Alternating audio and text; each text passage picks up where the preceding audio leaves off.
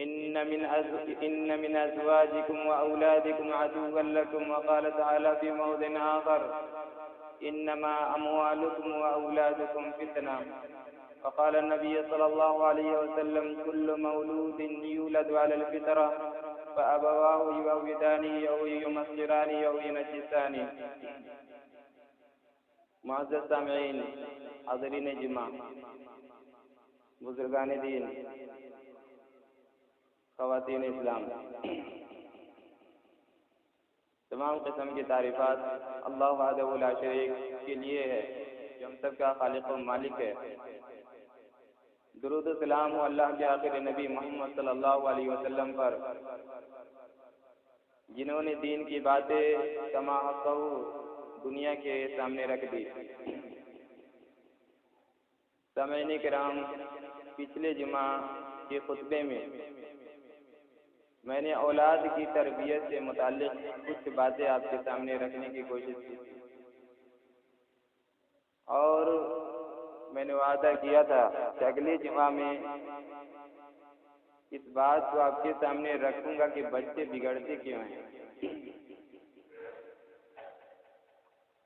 وہی ساری چیزیں جو پچھلے جمعہ میں آپ کے سامنے رکھی گئیں، اگر انہی چیزوں پر عمل کیا جائے تو ہمارے بچے نہیں بگڑیں گے۔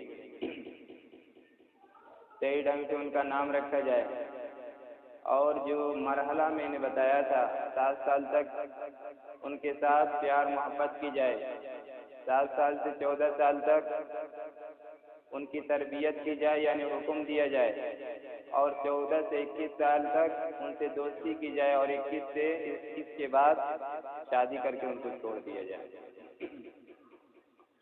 یعنی اختلاف کا راستہ جو ہے اگر ہم بند کرنا چاہتے ہیں کہ ہمارے بچے اور ہمارے درمیان کسی بھی طرح کا کوئی اختلاف نہ ہو تو اسی راستے کو ہمیں اختیار کرنا ہوگا۔ تو کچھ باتیں میں آپ کے سامنے رکھنے کی کوشش کروں گا کہ بچے بگڑتے کیوں ہیں۔ اس کی پہلی وجہ ہوتی ہے کہ گھر میں جو عورت ہوتی ہے وہ عورت صالحہ نہیں ہوتی، نیک نہیں ہوتی۔ نبی کریم صلی اللہ علیہ وسلم کا ارشاد گرامی ہے کہ الدنیا کلھا متاع وخیر متاع الدنیا المرأة الصالحہ۔ دنیا میں جتنی چیزیں ہیں سب فائدہ اٹھانے کی چیزیں ہیں، سب ساز و سامان فائدہ اٹھانے کے ہیں، لیکن دنیا کی سب سے بہترین پونجی نیک عورت ہے۔ اس لیے نبی کریم صلی اللہ علیہ وسلم نے کہا کہ تنکح المرأة لأربع، 4 چیزوں کی وجہ سے عام طور سے شادی کی جاتی ہے۔ لمالیا، مالداری کی وجہ سے تاکہ کچھ پیسہ آتا ہے، لدینیا، دینداری کی وجہ سے، ولحسبیا، خاندان کی وجہ سے تاکہ پارٹی بنے، ولجمالیا، اور خوبصورتی کی وجہ سے۔ فاظفر بذات الدین تربت یداک، نبی کریم صلی اللہ علیہ وسلم نے کہا یہ کچھ نہیں دیکھنا ہے، دینداری کو دیکھو، مالداری ہو نہ ہو اس سے کوئی فرق پڑنے والا نہیں، خوبصورتی نہ ہو کوئی فرق پڑنے والا نہیں، حسب و نسب نہ ہو کوئی فرق پڑنے والا نہیں، دیندار ہونا چاہیے۔ عام طور سے یہی 4 چیزیں دیکھی جاتی ہیں۔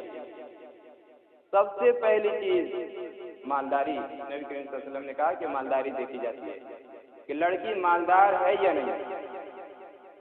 یعنی شادی لڑکی سے نہیں بلکہ اس کی دولت سے ہم کرتے ہیں، اس لیے اس کا پورا بیورہ لے لیتے ہیں کہ اس کے کتنے بھائی ہیں، کون بھائی کہاں رہتا ہے، اس کے باپ کتنا کماتا ہے، انکم کتنا ہے، اس کے بعد اس لڑکی کے بارے میں سوچتے ہیں۔ خاندان دیکھتے ہیں کہ خاندان مضبوط ہے یا نہیں، تاکہ ہمارے گھر میں آئے اور ہمارے گھر سے کسی کے گھر سے لڑائی ہو جائے تو لوگ لاٹھی وغیرہ لے کر پہنچے۔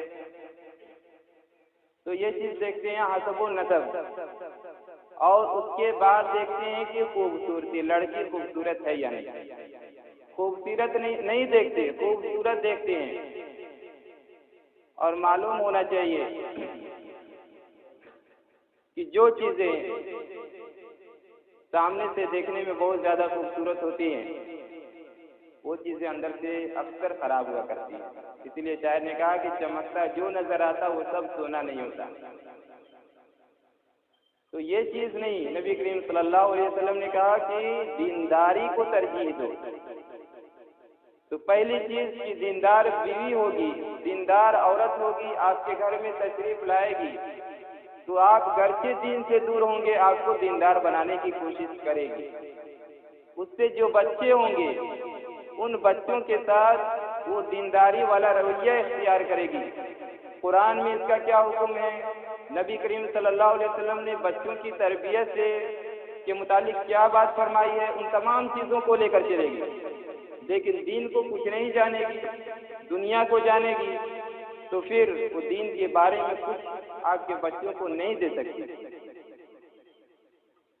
بالکل ویسے ہی جیسے آپ کے پاس خالی گلاس ہے، اس میں پانی نہیں ہے، میں آپ سے پانی مانگوں تو آپ تو خود پانی کے محتاج ہیں، آپ پانی ہم کو کیسے دے سکتے ہیں؟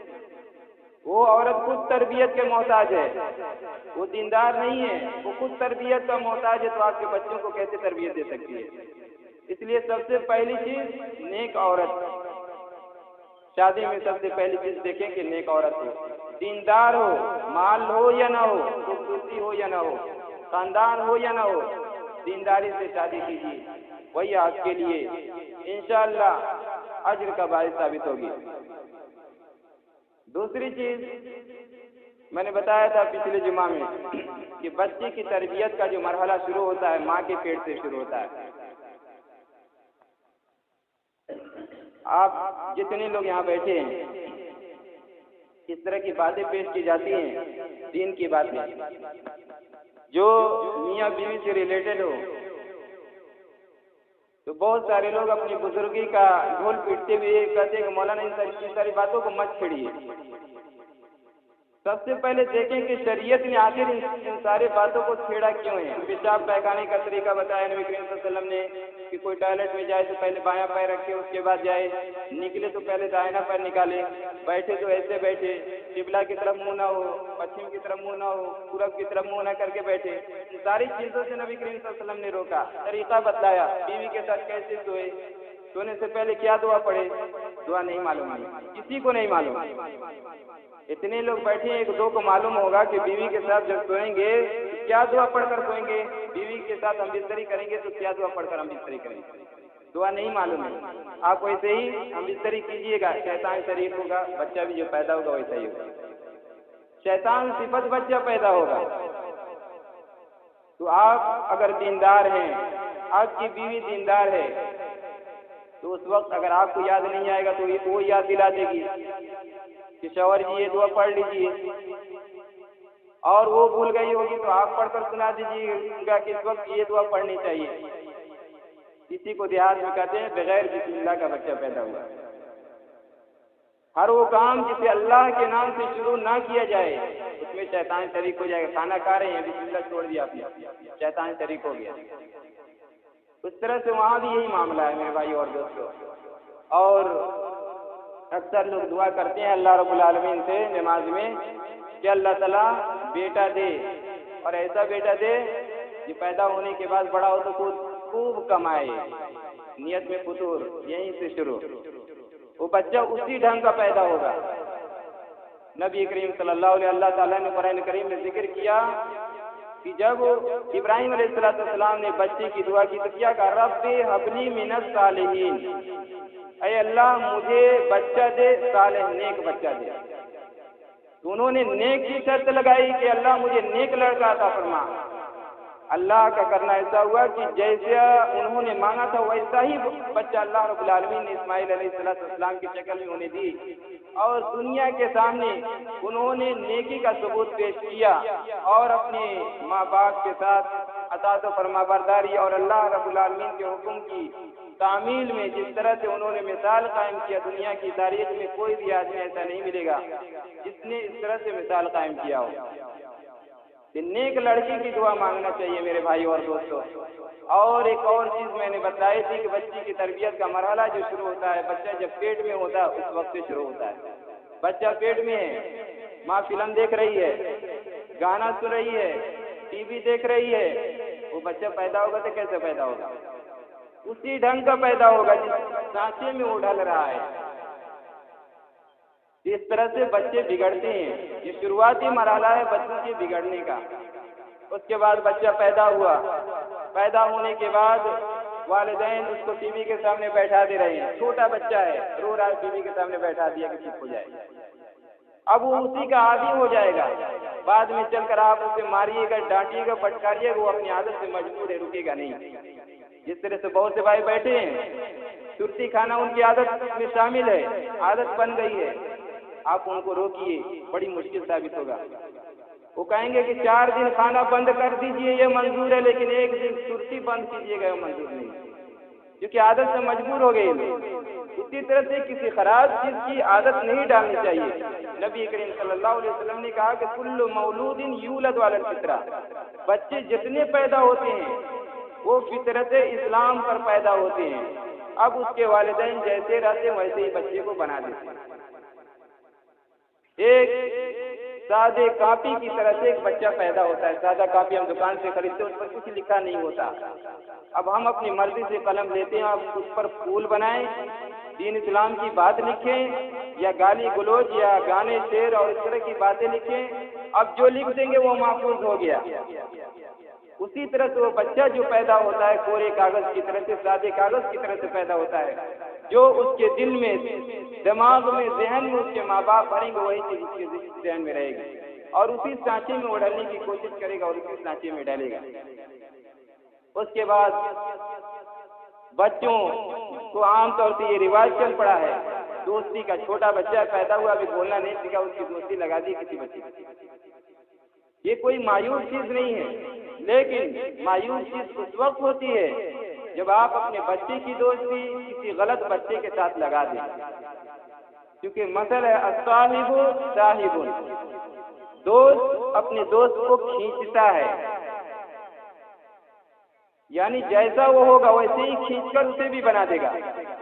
آپ دوستی لگائیے، لیکن دیکھیے کہ جس بچے سے دوستی لگا رہے ہیں یا جس بچی سے دوستی لگا رہی ہیں وہ بچہ یا بچی کس ڈھنگ کی ہے، دیندار ہے یا نہیں، پڑھنے میں تیز ہے یا نہیں، تو یہ چیز دیکھ کر آپ اپنے بچے کی اس بچے سے دوستی لگائیے، تاکہ جیسا وہ ہے ویسے ہی آپ کے بچے کو بھی بنا دیں، ورنہ کسی نچنیا سے لگا دیجیے گا کسی دیندار بچے کو، وہ بھی جائے گا دھیرے دھیرے دھیرے دھیرے سیکھتے سیکھتے وہ بھی سیکھے گا۔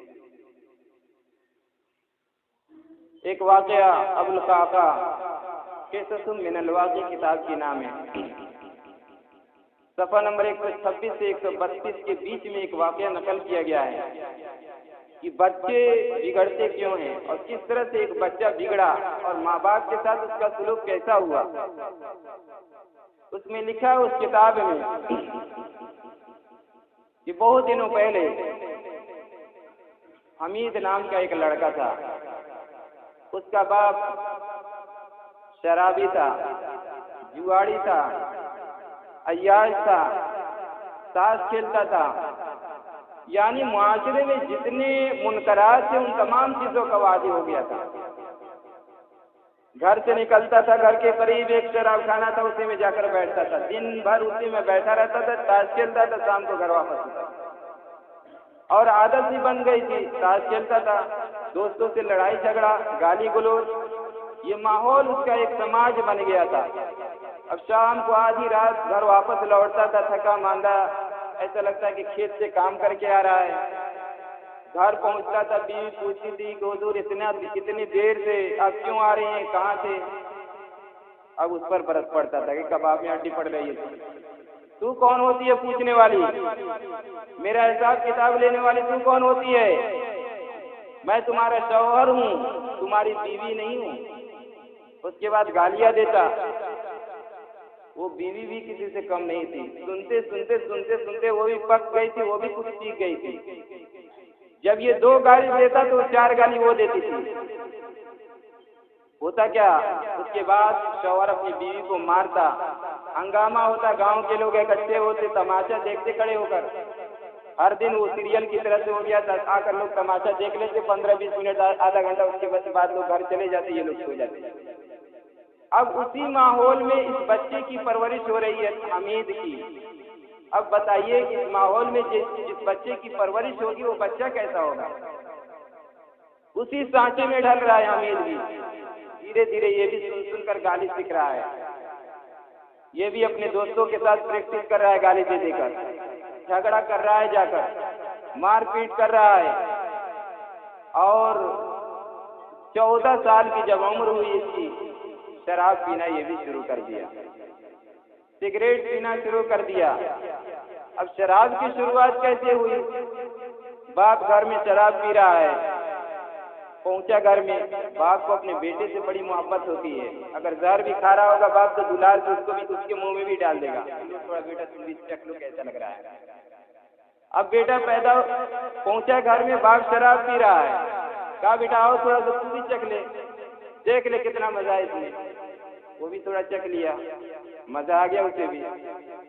اب وہ شراب کا عادی ہو گیا، سامنے تو نہیں پیتا تھا، پیسہ لے کر جاتا تھا بازار سے خرید کر ادھر ہی کھیت میں بیٹھ کر پی لیتا۔ دھیرے دھیرے جب عادی ہو گیا تو اب باپ کے سامنے بھی دوستی جیسا معاملہ ہو گیا، اور بوتل لا کر باپ اسے پلاتا تھا اور یہ باپ کو پلاتا تھا۔ اور اس کی ماں جو تھی وہ بھی کیا کرے، جس گھر کا کھانا ہی یہی ہو تو وہ بھی اسی سانچے میں ڈلے گی، وہ بھی شراب پیتی، سگریٹ پیتی اور بیڑی پیتی تھی۔ اس کے بعد حمید کے باپ کا انتقال ہو گیا۔